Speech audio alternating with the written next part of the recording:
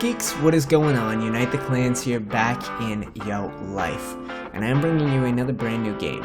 This one is one that I am both excited for and intimidated to record, and I will get to that. This is the Beginner's Guide. I'm excited for it, guys, because this game is created by the writer of the Stanley Parable, a game you guys know that I love. And the thing that I loved about it is that it asked questions about choice, questions about creativity, and it just smashed through the fourth wall. The best part was that the narrator knew what I was thinking before I even knew I was thinking it. And I'm expecting a similar experience from this, the Beginner's Guide, but this, unlike the Stanley Parable, is deeply personal. This is a love letter to video games and to a particular developer. We'll get more into that in a second, guys. The reason that I'm intimidated to play it is because it's gotten great reviews. It is seemingly very, very unique, and I've heard of YouTubers having emotional breakthroughs and ending their Let's Plays in tears with this game. So with that being said, we are going to get started right now. Now this, guys, is a game where I won't be talking much. This one's about listening. Hi there. Thank you very much for playing The Beginner's Guide. My name is Davey Wreden. I wrote The Stanley Parable, and while that game tells a pretty absurd story, today I'm going to tell you about a series of events that happened between 2008 and 2011. Okay. We're going to look at the games made by a friend of mine named Coda. Now, these games mean a lot to me. I met Coda in early 2009 at a time when I was really struggling with some personal stuff, and his work pointed me in a very powerful direction. I found it to be a good reference point for the kinds of creative works that I wanted to make. Like the Stanley Parable. So just to start you off, this is, I think, the first game he ever made. It's a level for Counter-Strike. You can walk around here, by the way.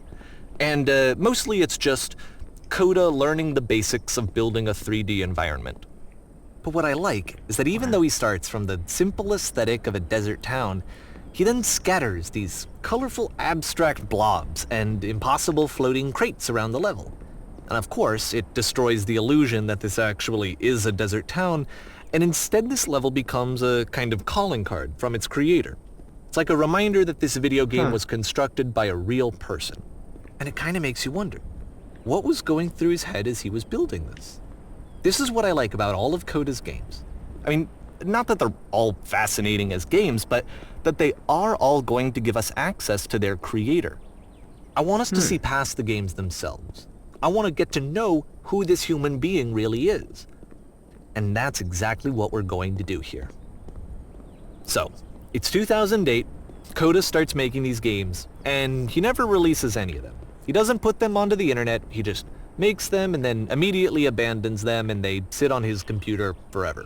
And I think he really understood this image of himself as a recluse. At one point, he jokingly renamed his computer's recycling bin to Important Games Folder. So, you know, this was just how he worked. He tended to crank them out one after the other without even really pausing to try to understand what he had just made, until suddenly one day, he just stopped. In 2011, that was it. He made his last game, and then he hasn't made another one since. And that's why I've taken this opportunity to gather all of his work together. Oh, wow. Is because I find his games powerful and interesting, and I'd like this collection to reach him, to maybe encourage him to start creating again. And if the people like you who play this also happen to find his work interesting, then I'm sure it'll just send that much stronger of a message of encouragement to Coda. So this was made without So him thanks knowing? for joining me on this. If you have a particular interpretation that I haven't mentioned here, or if you just need to get in touch, you can email me at daveywreden@gmail.com. That's a crazy idea. Okay, that's about it for introduction. Let's take a look at Coda's first proper game. As each game is loading, I'll show you the date that it was completed. This first one was made in November 2008. Okay. If you haven't picked up on it, guys, wow. I'm going to be doing a lot more listening than talking. The narrator's been very good so far. This game is called Escape from Whisper, and it's one of the more generic games you'll see from Coda.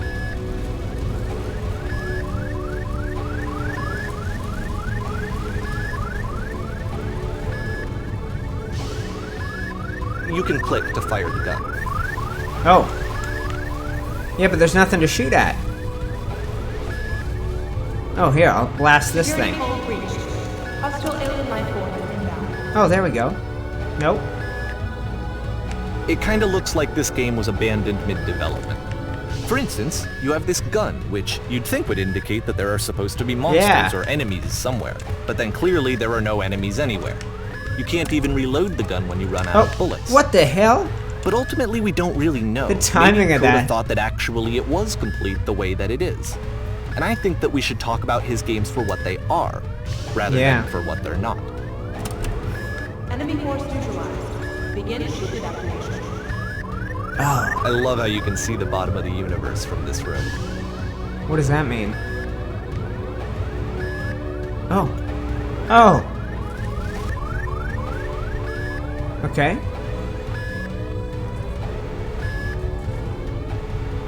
What the? Apparently this space station has a labyrinth on it. Sure, I don't know.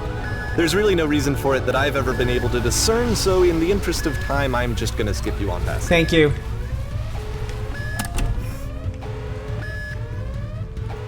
Okay, this is the part that's interesting. The game has this narrative about the whisper machine and how it has to be turned off, and then you get to the engine room. Right. Hey, you there, in the engine room. Who turned off the whisper machine? That beam is powering the whisper machine. We could disrupt it by introducing a great enough heat signature. If your body could stop the beam. Right. This game's So about much to suicide. ask, but for all of our lives, would you do it? Could you give yourself?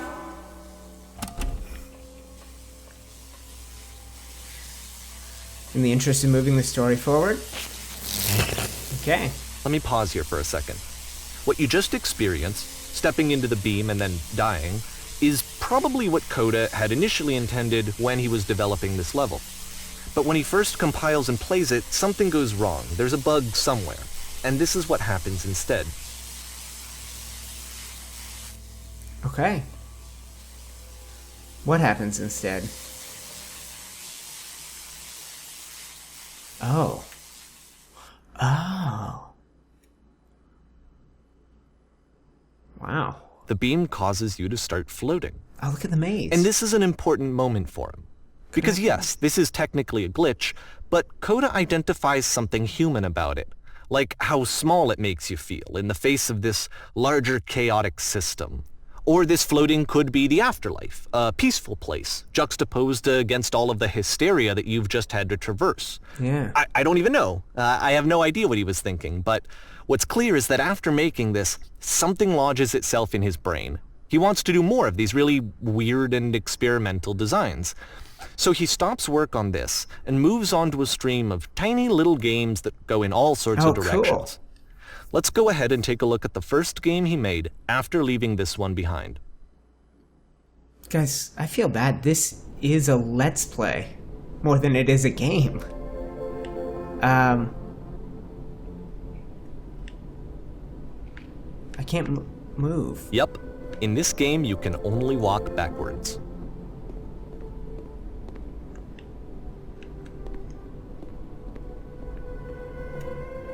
What? So it's a short and relatively minimalist experiment combining motion and narrative. Oh. It is less advanced than the previous game, but actually it seems to be more focused, more It is, complete. yeah. It's actually cool. Coda's trying to give it a unique voice rather than simply basing it on a pre-existing trope. When she stops and looks, it becomes clearer. I haven't been reading so far, guys, because the narrator was talking. Hopefully you're following. It's just little stories about a woman whose future is always behind her. How will she find the strength to confront it? It's a short little thought, it says what it wants to say, and then it ends. Didn't That's need cool. anything more than that. Which to me is why it works, because it gets out quick. I love games like that. Okay, next one. Yeah, let's do this thing. Oh. No? Okay, I can go this way. You are now entering.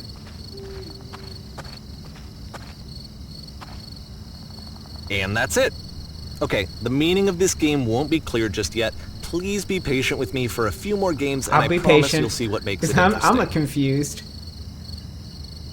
This game is so cool so far. Oftentimes, like Coda would put bizarre titles like this one at the start of his games. I wish I'd known him at the time that he was making these early games. He would really only talk to me about his work as he was making it. Once he stopped work on a game, that was it. It was dead to him. And I don't agree with that at all, but what are you gonna do? No, I mean, I hope the Stanley Parable lives on and on and on, and hopefully me doing a Let's Play of that and of this helps. What's happening? Once you've been slowed to an absolute crawl, the door at the top of the stairs opens. So why, if Coda's not showing these games to anyone, why bother opening the door at all? Well, to show you, I'm modifying the game here so that when you press the use key on your gamepad, it'll bring you back up to full speed so you can enter the door for yourself. Okay. There we go. This is neat. Stand on an X, staring at a bear for 3 hours. You construct a wall, but the wall is destroyed. You are given a medal. The game filled with chairs, except that's warm, one chair is floating. And filled with little ideas for games.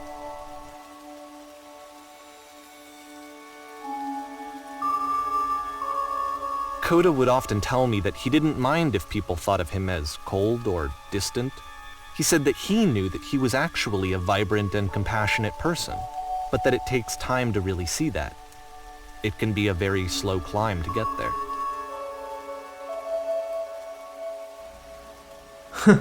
You play as a loud, bodiless sound, walking around confusing people.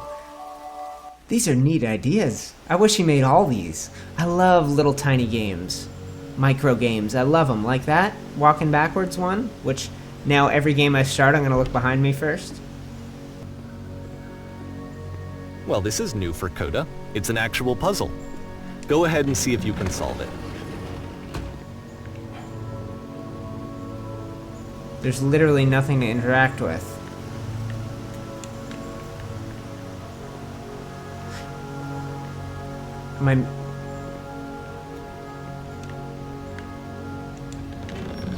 Oh! Whoa. I thought I locked myself in. Don't forget that solution, because we're going to see this puzzle again soon. Well, it's not like there was anything else it could be. There's only the one lever. So we're gonna see the puzzle again. That's funny. The first puzzle. Well, I guess the maze is a puzzle. An annoying one. Right? So that seems to be it, right? You walk down a corridor, you solve the puzzle, you get to the end. Simple enough. Alright, now I'm going to modify the game again, so that when you press the use key on your gamepad, it'll remove all of the walls from this room. What? Holy hell. Oh, are these like 1,000 variations of this game? How about that? There was more to it than we had any way of knowing. I actually find it funny that this game comes after the Stairs game, since they essentially convey the opposite idea. So, in the Stairs game, a dull exterior concealed a rich interior. And then, in this level, a dull interior hides this fantastic outer world. Either way, I think that the point is the same, is that most of the time you don't get to know what you're missing, or even that you're missing anything. That's not your role as a player. So if your role here is not to understand, then what is it?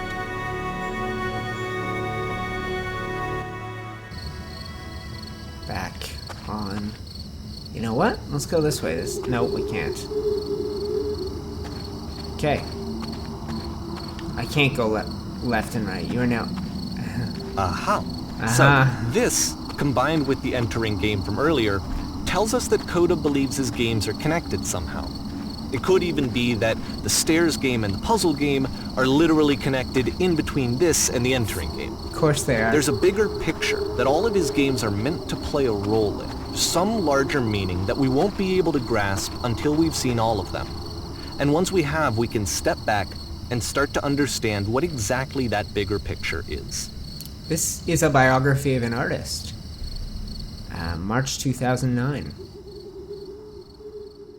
The Great and Lovely Descent. Sounds like a Jules Verne novel. Oh, I can fly? No, I can't. Oh, I'm shrinking? Let's talk about video game development for a second. Every video game runs on what's called an engine, which determines what the game can and cannot do. So in other words, the engine is a set of tools for game development.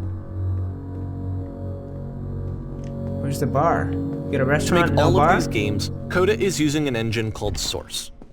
Like all engines, Source has certain things that it does well, and it has certain things that it does poorly. One of the things that it does very well is boxy linear corridors. Wow. That's why so many of Coda's games are set in these large, flat, flat, empty rooms, is just because he's working with what the engine does well. Oh, the great and lovely descent. The tools available to the creator shape what kinds of creative work they're going to end Parkour up it! making. No! You might consider paying attention to the architecture in Coda's games, to notice how they seem to stem from an engine that's very good at producing linear, boxy corridors. We're gonna go big. Oh, yes. Go big again. Go big again. Yes. And now we're in like a subway? Or some kind of... No, those are cattle pens. This looks so familiar to me. I grew up around farms. These would be filled with Black Angus, my best friend's farm. Gate closes behind you. I guess you're meant to feel like cattle. You know what? That's how they trick the cows. They go, well, you can't go straight. You might as well go left, and then look what's left. Yeah, I thought so.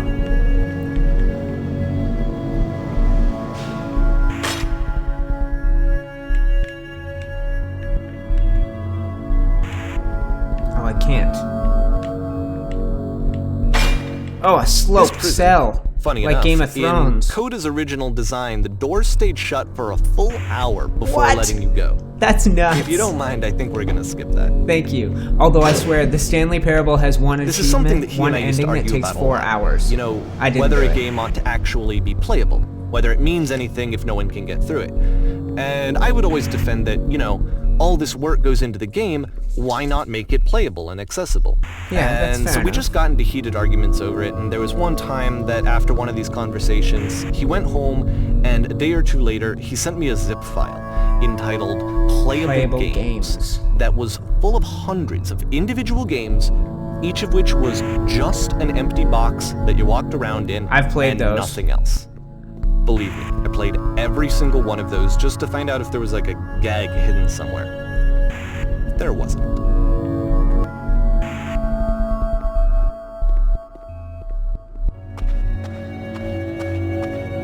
Is this like the yard? It's the puzzle again, with the exact same solution as the last time.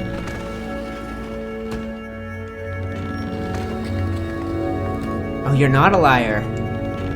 There's still no clear indication of what makes this puzzle so special that Coda is going to return to it over and over. But I promise I'll share with you my interpretation very shortly.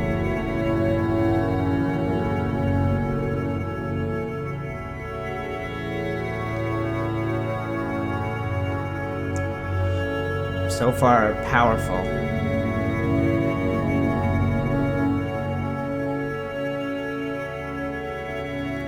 I saw this in the images of the game.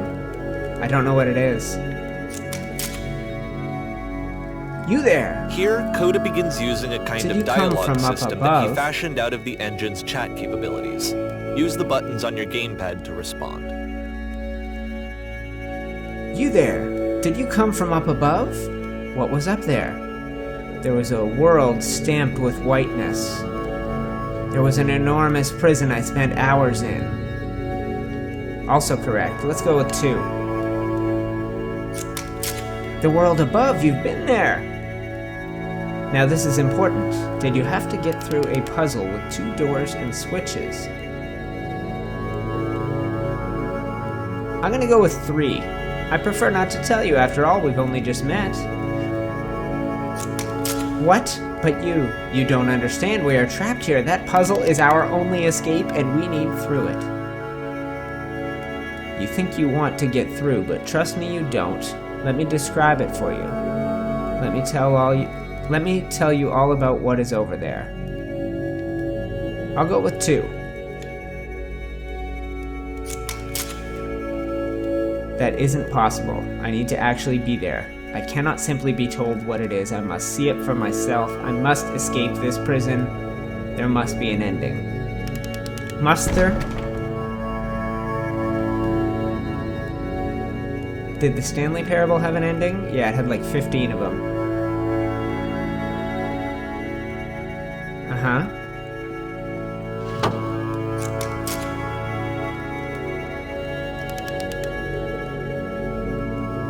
Let's go with 2.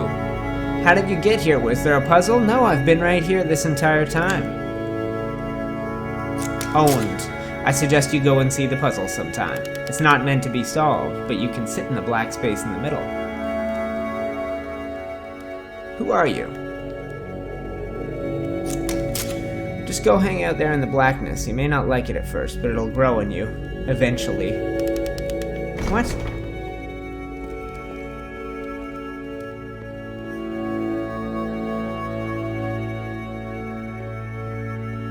Okay. Getting darker. And so we make one last descent down to the final floor of the level. Great and lovely descent.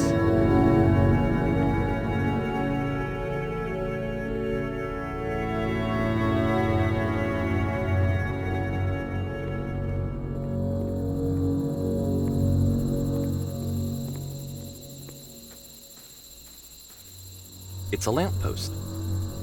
Okay, I can't tell you quite why, but for some reason, Coda fixates on this lamppost.